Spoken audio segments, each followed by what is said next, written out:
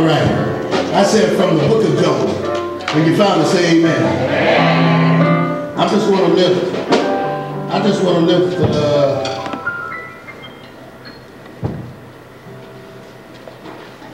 3 verses. Start with the book of Jonah. Now the word of the Lord came unto Jonah, the son of Amittai, saying, arise and go to Nineveh, that great city, and cry out against it, for their wickedness had come up before me.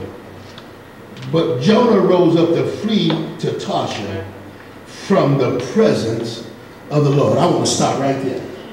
From the presence of the Lord. Grab your neighbor by the hand. Don't sit down yet. Grab your neighbor by the hand. Grab your neighbor. Somebody grab somebody. Amen.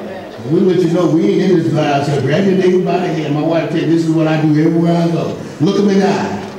If they don't look me in the eye, that means they ain't talking about it. Y'all been talking about it. Y'all been talking about it. Y'all been talking about folk over here. Amen. Look them in the eye. You say, neighbor, this morning, with the help of God, the man of God is going to talk about the danger of making the wrong decision. Amen. The danger of making the wrong decision. I think all of us can testify to this. That all of us at one time or another made a wrong decision.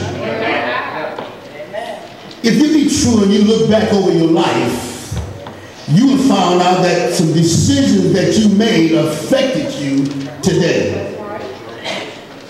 If I know what I know now, 20 years ago, I would be encountered with some things that I'm encountered because of the decisions I made then. We have gotten a haste in making some wrong decisions. Ooh, when you start out wrong will follow you, amen? Look at us. Sometimes we try to get some justifications of how to get from doing wrong, amen? Some of the decisions we made, amen, affect us today. All right? Do I have any help in this house? This story here deals with a man named Jonah. Jonah was from a town called Gadah, which was about 750 miles from Nineveh. God gives Jonah a command, a charge to tell him to go down to Nineveh and to preach to the Ninevites because their wickedness have come up against him. Listen to what the word said. The word said that the word of the Lord came unto Jonah, the son of Amittai, said, arise. Now when he said arise, that means he either was sitting down or laying down. When he said arise, go to that great city of Nineveh and cry out against it. Look what Jonah begins to do here. Jonah did not just disobey God. He started out making a major decision right away of doing the wrong thing. Listen what he did here. The Bible said, and he rose up to flee from the presence of the Lord. Now, anybody in their right mind, knowing that I serve a God, I don't know what kind of God y'all serve. I serve a God that sees everything, that knows everything, that hears everything, even before you can begin to think it. And look at what he said, and he rose up to flee from the presence of God. Now guess what? Now that means that rascal had to be out of his mind, because how can you run from God? Somebody said you can run, but you can't hide. Listen to this right here. And he flee from the presence. Are we in God's presence? Huh? Yes. When you laid down last night, you was in his presence. Whatever you did, right or wrong, you was in God's presence. And this knuckle here decided to run, to try to get up, to flee from the presence of God. The first mistake was that he disobeyed. That's the first mistake. Young folk, when you make some decision about disobeying, there is a danger, there is a consequence of you have to pay for being disobedient. Amen. The Bible says it's better to sacrifice. It's better to obey than to sacrifice. Huh? Because let me tell you something. How many of y'all love? How many of you love your children? You love your children. Why do you chastise your children? Because you love them. And when I used to get a whooping, so my mama says it's gonna hurt me more than it hurt. I don't think so.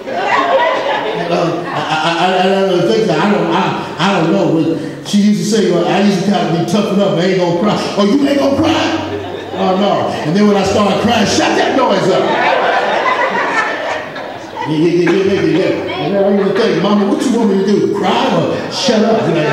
But a lot of us have made some major decisions. I tell folk all the time, don't get in a hurry to climb in your ladder and find out they're leaning on the wrong wall.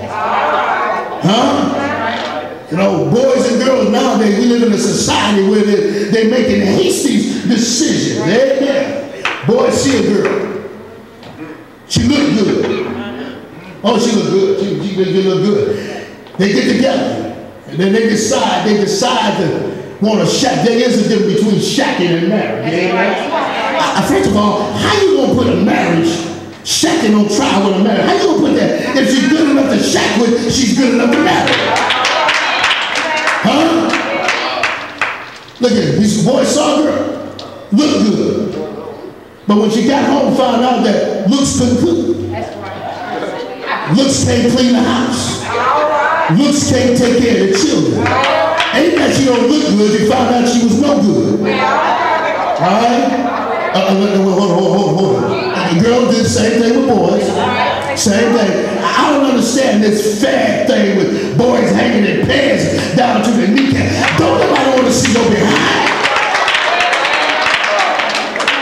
They act like that's a thing. Walk around, and girls get excited about that because boys don't want to work nowadays. They think it's easy to sell drugs. But my Bible tells you, man won't work, let him starve. We have taken this thing right here and making it thing like it's an acceptable thing to do. We coach our children rather than tell them to get a job. Some of them are just hanging out with them. Yeah, girl saw a boy. Yeah, he looked good. What does it look about with your pants hanging down? What does it look like? They got a belt. Oh my God, I was in the mall the other day.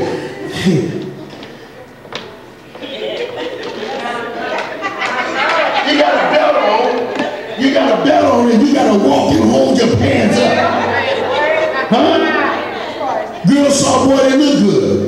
And when they got home and found out that looks can't provide a job. Looks can't take care of the family. He still look good, but he ain't no good. Making a major decision from looks. Here it is. When Jonah rose up, he made a decision, first of all, to be disobeying God. The second thing of it is, he tried to run. You can't run from God. Oh no, you can't run from your problems. Amen. You can't run that. We need to stand and face